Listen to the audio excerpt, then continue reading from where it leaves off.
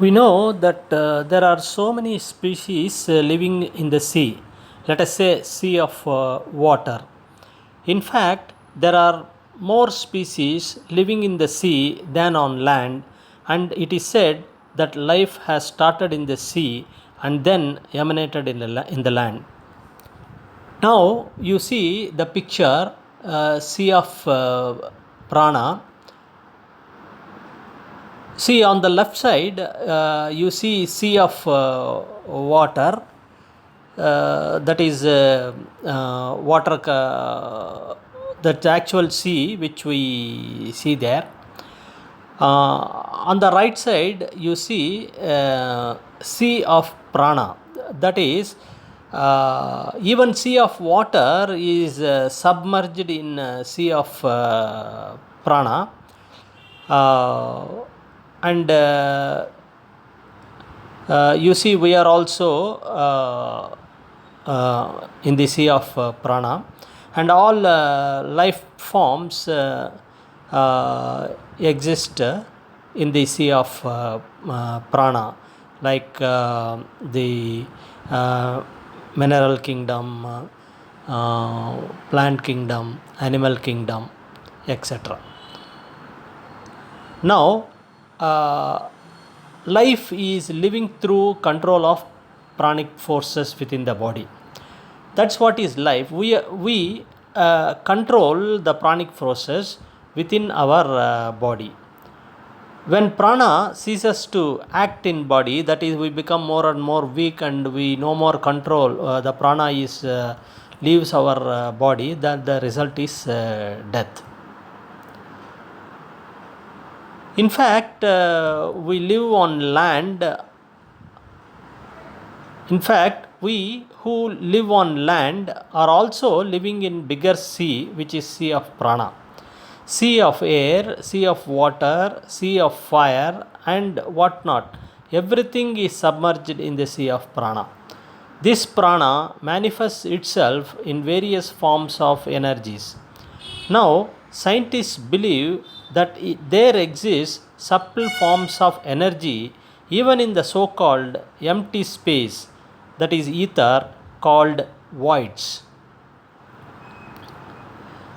When consciousness combines with this tiny speck of material, that is matter plus energy, the life gets control of the same, and as it grows, it develops control over greater part of prana. We must understand here that matter is potential form of prana and energy is dynamic form of prana, both in gross form. Prana exists everywhere in the universe, but it is the control of this prana within the body which really matters what life is. Consciousness is required for executing this control. Consciousness executes control through the instrument called material. That is, we call the same as body.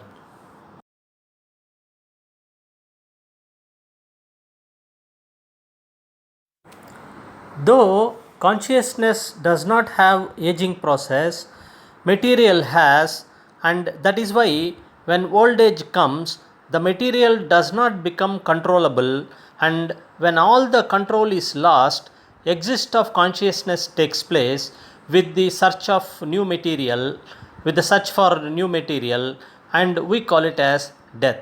That is in our plane of consciousness.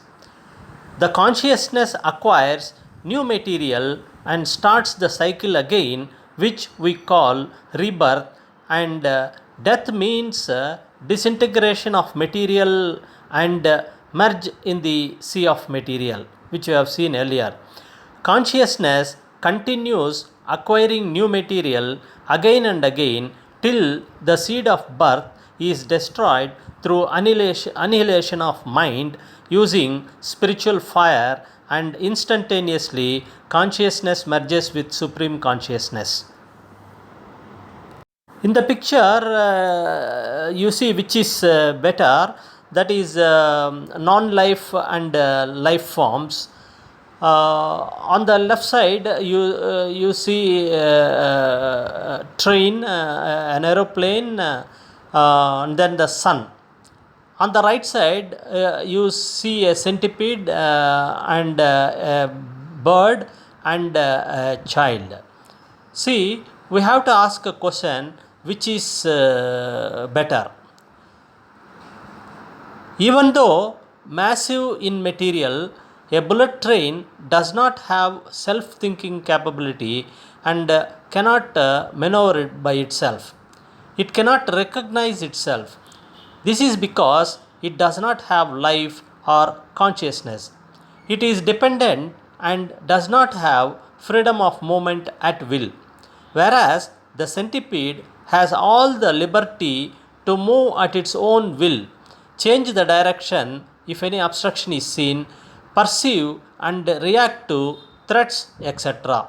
A centipede is definitely superior as it has life. Similarly, both bird is superior to aircraft and an upcoming child is superior to rising sun. As a whole, a living being is always superior to a non-living thing. In the picture, you see functions of prana. There in the right side, movement of the 5 pranas are given. That is udana, ascending, samana, balancing in, prana, central, vyana, balancing out, and apana, descending. Also, you see on the left side chart of the mysterious Kundalini. There are 7 chakras. The bottommost chakra is Mooladhara chakra. Then comes Swadhisthana chakra. Then comes Manipura chakra. Then comes Anahata chakra. Then comes Vishuddha chakra. Then comes Ajna chakra. Then finally Sahasrara chakra. This is taken from literature. When we say we live, it states that we have control of prana acting in our body. When sufficient prana has not reached any part of our body, we get disease, and when prana goes totally out of control in our body, it results in our death. There is a very strong bondage between our human body and prana. We normally do not distinguish the same unless we specifically look into it. Simply looking at it, human body is the mechanism and prana is the force acting on it to enable perform karma. So, enrichment of prana keep ourselves fit and live longer, and also to know and feel our energy body, that is pranic body. Pranayama can be very useful for this.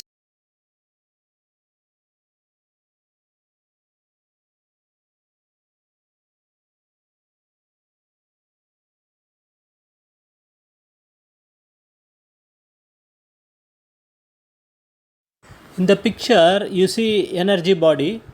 On the left side, you see the diagram which indicates the chakras, what we have seen, and then the nadis, Pingala, Sushumna, and Ida nadis. There is also shown interaction between prana, outside prana, and energy body. We know breath is gross prana, and this process is responsible for supplying adequate oxygen to all the cells in the body through lungs and heart. Next to the physical body, that is Annamaya Kosha, there exists energy body which is called Pranamaya Kosha, which we have seen earlier, that is easily perceivable compared to other bodies. Energy body contains nadis which serve as network through which energy passes.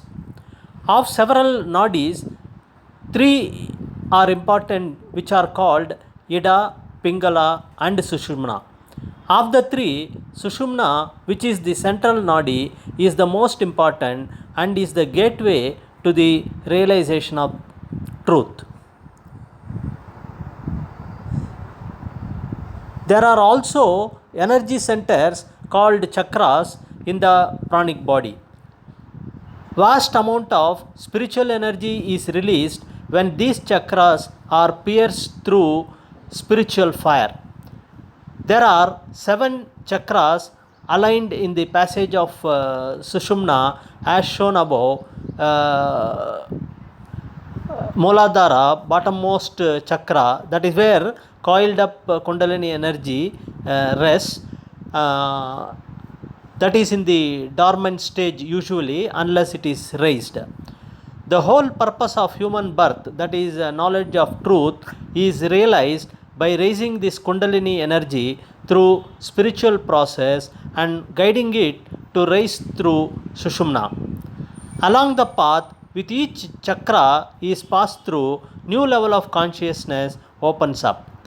When you reach Sahasrara, the highest chakra, which is the highest chakra, all illusion is shattered and you come face to face with truth.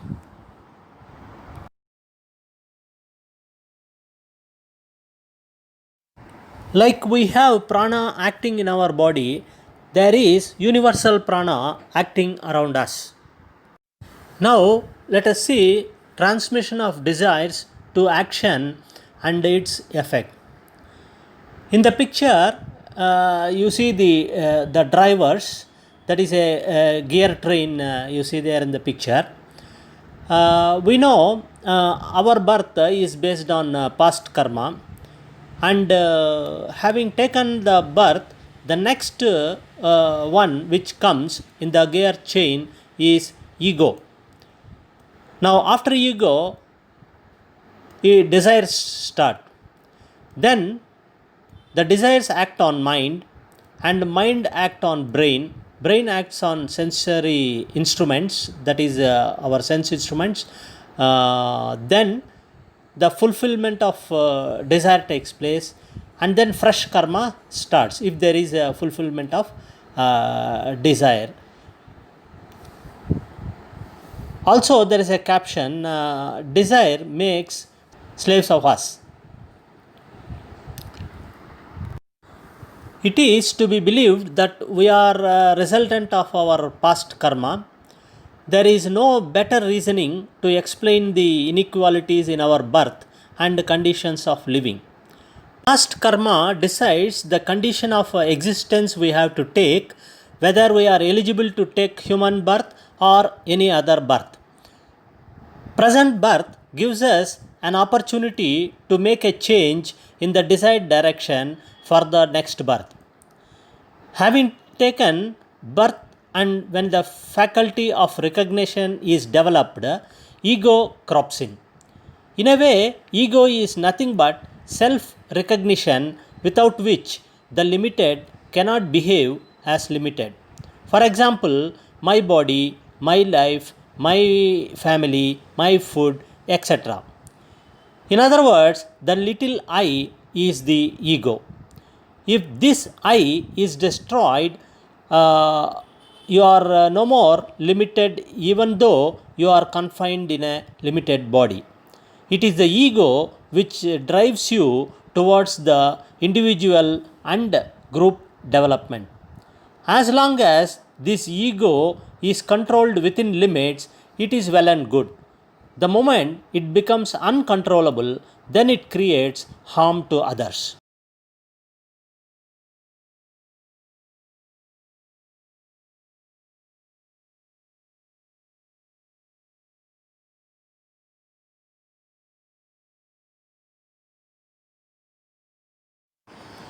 Desire generates with ego. Without attaching with ego, there cannot be any desire. I want a good job. I want to play. I want a motorbike. I want to see you lose. I want all people in this world to be happy, etc., are the examples of desire. Desire is generated in the mind and drives the mind towards fulfillment. The mind then acts on the brain. The brain acts as the control tower, making a two-way transaction of impulses from mind to sensory organs and instruments and back to mind. Sensory organs are the connecting nerves in the brain to sensory instruments. Brain controls all activities performed by the physical body and also acts as a storage device for all experiences which we call as memories. Some are sweet and some are not to be remembered. Knowledge is a product of all the efforts and experiences in our life. Mind constantly takes advice from intellect before deciding to act. If the impulse in the mind due to desire is so powerful and it is a good act, then there is no conflict between the mind and intellect. But conflicts can arise from other minds in the family when we try to do good things in life. Suppose the desire is for a bad act, then there is a conflict within. If the intensity of the desire is mild or half-hearted, the mind may heed to the advice of the intellect, that is buddhi. In case if the desire is very strong and impulsive, the mind will try to suppress intellect and ignore its advice. Once the bad desire is fulfilled, the impulse in the mind drops down and the power of the intellect goes up and makes the mind repent its action.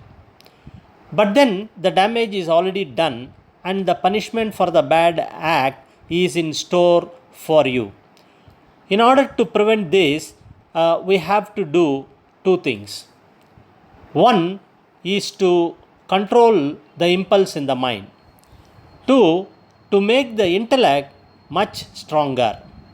By this, we can reduce or avoid committing bad deeds and its subsequent effect in the next birth.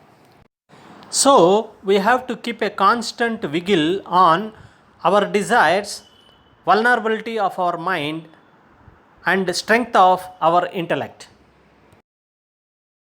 Here in the picture, you see how human response system activates and works. The example is shown as a scorpion seen. That means the person has seen a scorpion through his eye. Immediately, the eye sends this message to the brain. Brain matches with its memories and orders other senses to act, and then sends the image to mind. Then mind identifies it to be a scorpion and presents the danger to intellect. Then intellect senses the danger and decides to kill. The intellect gives advice to the mind to make a kill. Now the mind orders the brain to go for a kill. Then the brain activates the senses and limbs to spot and kill. Then the sense instruments with the help of body, it makes killing, executes the action. We have to remember that prana is acting all the time. We have completed prana in detail. Now we are going to see mind in detail. You see the picture there, that icon. That picture is taken to represent mind. Man is termed as a social animal. Anything happening around easily influences him. His mind is ever craving for new things and new experiences. Any sight you see, any sound you hear, or any experience you come across makes an impression in the mind.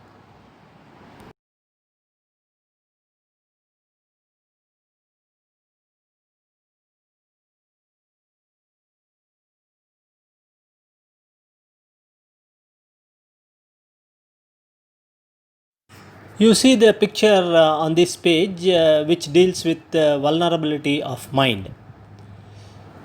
So, in the picture, you see the society and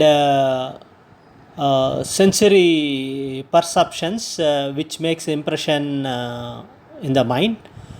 It is plan and elevation in the bottom. That is, you see water there and the levels of water there, and you see on the right side impressions, which is the elevation of the pond or something like that, which is mind, represented as mind. And you see on the top right side, the mind is ever turbulent. That is, the total sum total of mind is ever turbulent. And you see on the near the impressions, as time passes, time acts as a great medicine to forget our worries and something like that. So this is the picture. You also see three monkeys which represents don't see bad, don't hear bad, and don't speak bad. And when man is a social animal, it is good. It is better to make good thinking, good friendship, and good habits is also given there. Now, also there is a caption: a serene mind gives immense bliss, like the pleasantness after deep sleep. Now, let us discuss this picture in detail.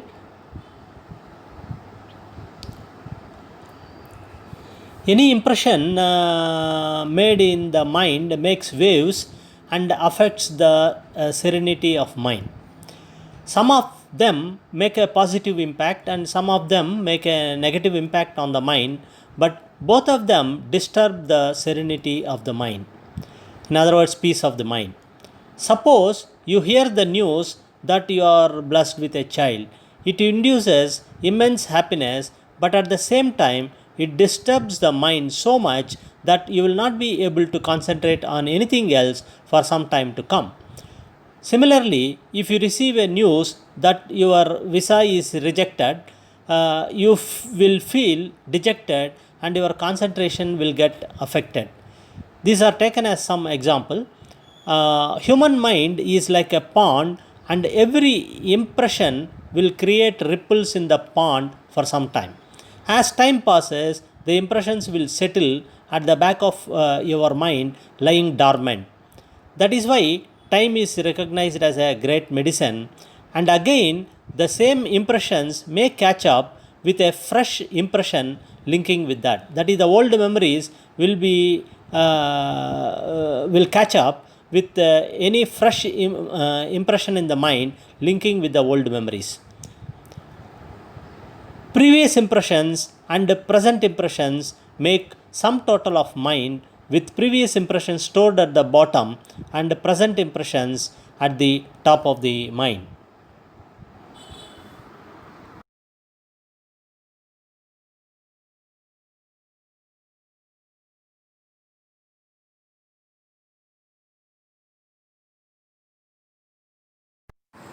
Again, making of our mind to some extent depends on us, our parents, our friends, our society, and surroundings. So, if we want to make a good mind, we must indulge in good thinking, good friendship, and good habits. We see at some places of worship three monkeys, one closing eyes, one closing ears, and another closing mouth. We are aware of the meaning it communicates, do not see evil, do not hear evil, and do not talk evil. Though we do not have the freedom to mold our body, we have every freedom to mold our mind the way we want it to be, and better we start now. In the picture of tuning the mind, you see on the left side three states of mind. One is sattvic mind, second one is rajasic mind, third one is tamasic mind.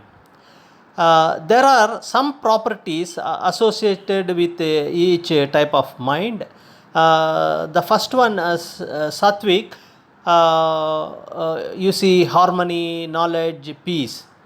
Sattva binds us to worldly happiness, which also ultimately becomes a barrier to final liberation, best expressed as the soul. This is termed to be a serene mind, sattvic mind. The second one is rajasic mind, which is very active, that is activity, passion, desire. Rajas binds through motivation and our desire to experience pleasure, best expressed as the mind and emotions. Rajasic mind is very active nature. Then tamasic mind.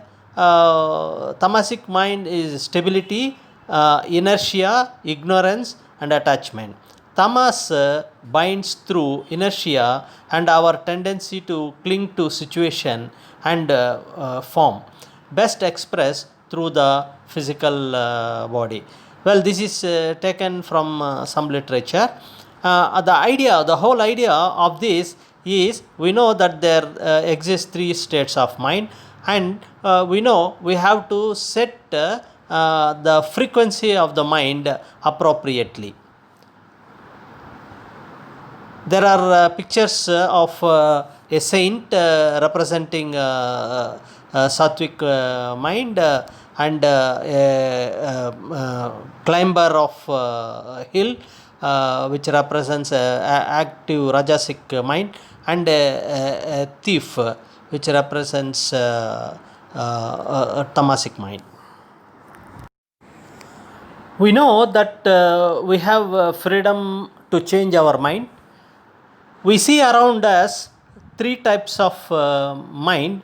Some are with tamasic mind, that are lazy, addicted to bad practices and habits, and time wasters also, etc. Some are with rajasic mind, who are self-starters, high initiative, always active, and sometimes overactive, result-oriented, etc. Very few are with the sattvic mind, that are serene, balanced, intensely active internally, but calm externally, etc. It does not mean that they are totally with that frame of mind all the time, but by domination they are of that nature. As a matter of fact, every mind will have mix of all the qualities, and the same may vary at different points of time. It is the tuning of the mind which makes one a thief, a scholar or an achiever, a sannyasi, etc. Circumstances also play a crucial role in shaping the frame of mind. You see the picture of communication or broadcasting mental waves. You see the yellow line of transmission of waves from the source to the antenna, and then from antenna to the TV. Like we see the matches from other countries, we get to our TV from the source through our antenna. In the same way, thought waves which are stored in the cosmos are received by the mind and projected in our perception.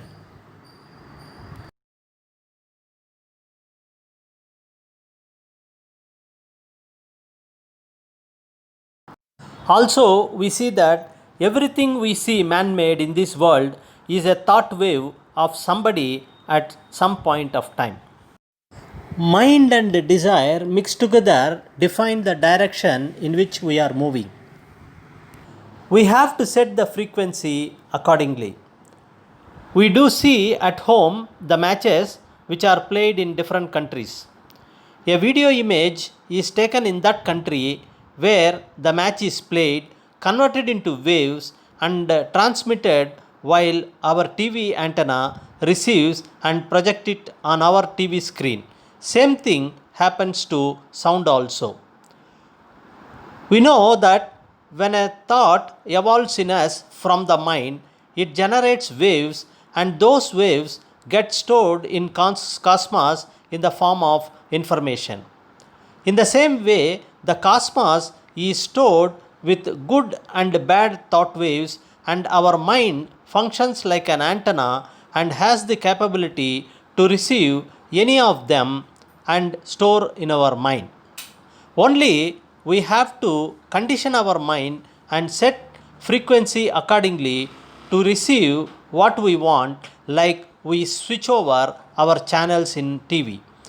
We know when we want to do something good, we probe more and more in that direction, and all good thoughts come to our mind. And when we want to do something bad, all bad thoughts come to our mind.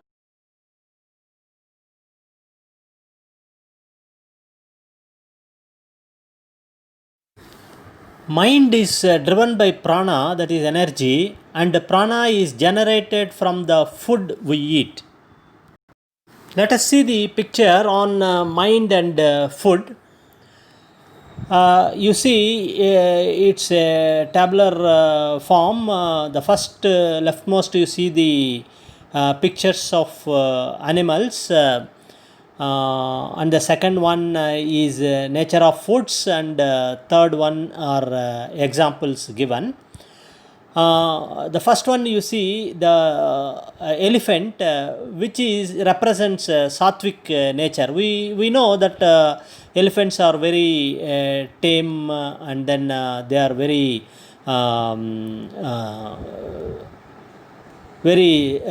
gentle. The nature of sattvic foods increases the energy of the mind, serenity, and mental clarity. The sattvic foods are conducive to good health. The examples of which sattvic foods are milk, butter, ghee, that is clarified butter, fresh ripe fruits, almonds, dates, barley, wheat, cereals, tomatoes, plantains, etc. The next one, you see the picture of tiger, which is rajasic in nature, always restless, active. Rajasic foods create sensuality, sexuality, greed, jealousy, anger, delusion, fantasies, egoism, etc. Examples of rajasic foods are meat, fish, eggs, onions, garlic, lemon, tea, coffee, betel leaves, tobacco, etc. Then the third one, that is tamasic, this one, the picture shown is a jackal. Tamasic food increases pessimism, ignorance, lack of common sense, greed, laziness, criminal tendencies, and doubt. Examples of tamasic food are canned or frozen foods, beef, fish, eggs, wine, garlic, onions, and tobacco are tamasic foodstuffs. We know the jackal is very cunning and lazy animal. So these are the examples of foods which are taken from literature. When food supply is cut off to the body, the prana weakens and the mind cannot think properly. The food itself is digested by prana, and prana is generated from food, and the cycle continues. Mind is also made out of very subtle, that is very fine form of food. So, food, prana, and mind are all related and in the form of gross, subtle, and very subtle.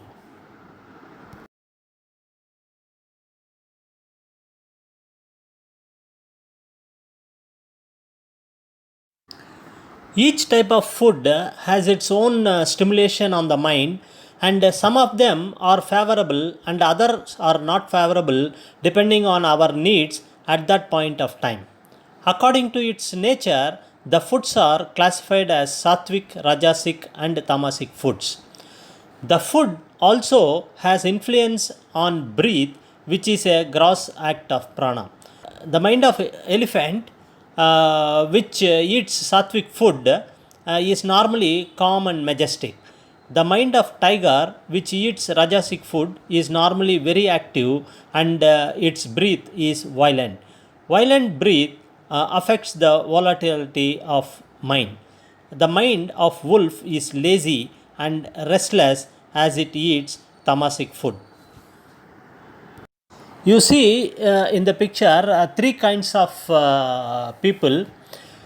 The first category, they live on their own strength and ever effulgent like sun.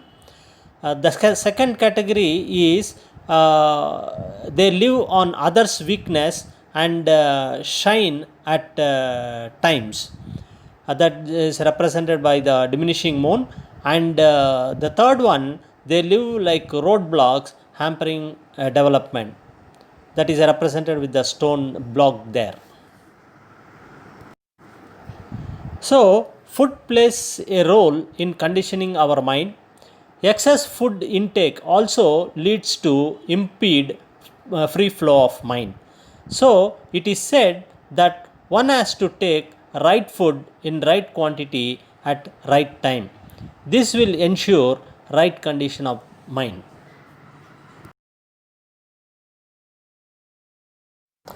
The picture on this page shows communication between one individual mind to another individual mind, and communication between individual mind to universal mind. The mental space of an individual projects the thought waves in the cosmos and is stored. There is no destruction to the same, and science has agreed that even so called black holes in the cosmos cannot destroy information. It is the basic logic in this universe that nothing can be created, not destroyed, but only can be converted or transformed from one form to another. Since the information cannot be destroyed, there exists thought waves generated by the entire mankind, both living and dead. One can tune his mind to receive any thought wave from the store of cosmos. You can also tune your mind to communicate with another mind or a group of minds, provided your mind is qualified for that and the other mind is receptive to it. The subject dwelling upon this communication between minds is known as telepathy.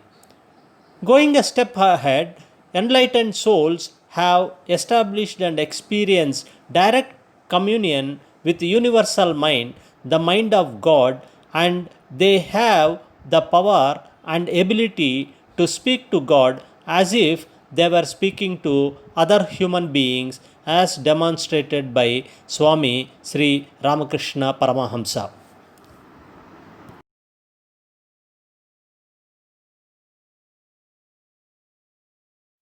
The picture you see diving deep is to communicate that you go more depth, you get more value stuff. You see in the picture there, you get a small fish in a fish pond, you get a big fish in a river, you get sharks in the sea, you get pearls at the bottom of the sea. So go to the depths of the knowledge to achieve the ultimate. That is a message in this picture.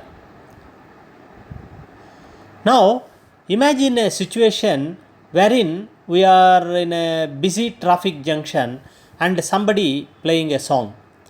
We will not be able to hear the song because the noise level is so high that it suppresses the sound of the song. Suppose if the noise is suppressed by some means, we will be able to hear the song. Just because the noise has suppressed the music, it does not mean that the music is not there. This is an important point we must remember.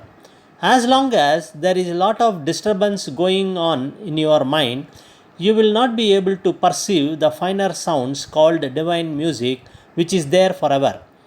Scientists call it as cosmic resonance, which is supposedly pervading the entire universe.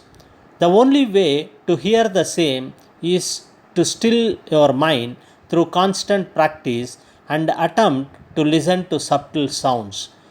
Whether you acknowledge it or not, accept it or not, listen to it or not, it goes on continuously ringing in your ears and mind.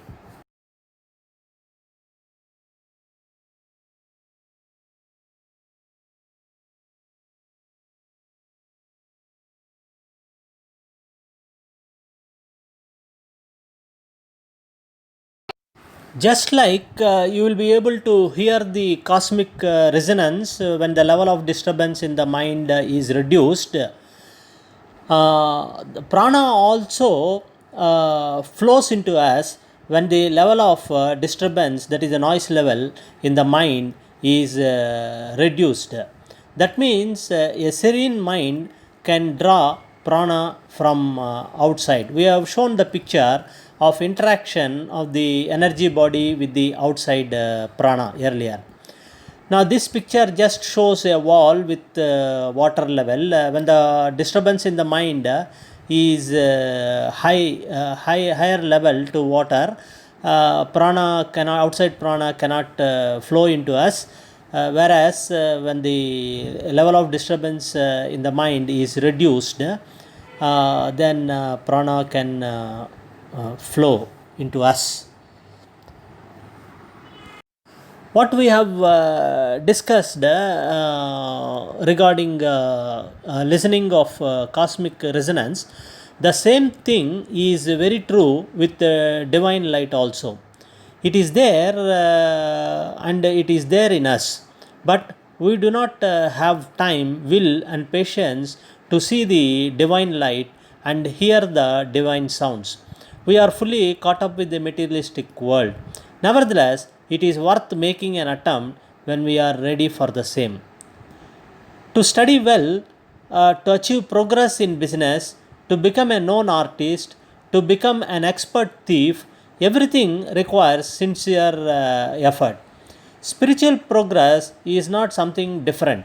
If you submit yourself and dive deep into it, you are bound to achieve the knowledge of truth. Forget about others. All other people will have to come here one day or other, as this is the ultimate destination for all humanity, and for that matter, it is applicable to all life forms. This is another picture made to communicate some message. Talented people like parrots can talk, chameleon can change colors, owl can see in darkness. Every individual has his own talent, so we must learn to give respect and take respect. That is the message here. In the second picture, it says mind is the master of senses. That is, the real happiness is not in the senses but above the senses, and that is the mind. The so called mind can speak without mouth, can listen without ears, can see without eyes, can smell without nose, and can touch without skin. This we can visualize in the dream. It's a better practice to learn voluntarily withdrawing senses, else, nature will forcefully take them away at some point or other. After all, nothing is permanent in this world. We see from our dreams that we are able to see, speak, hear, touch, and do all the things we do in reality. These are carried out by mind alone without the help of senses. This reveals the extraordinary powers of the mind, that it can do all the functions of the senses without their assistance when demanded. But being subtle, it will not be able to carry these expressions outside without the external instruments and internal faculties.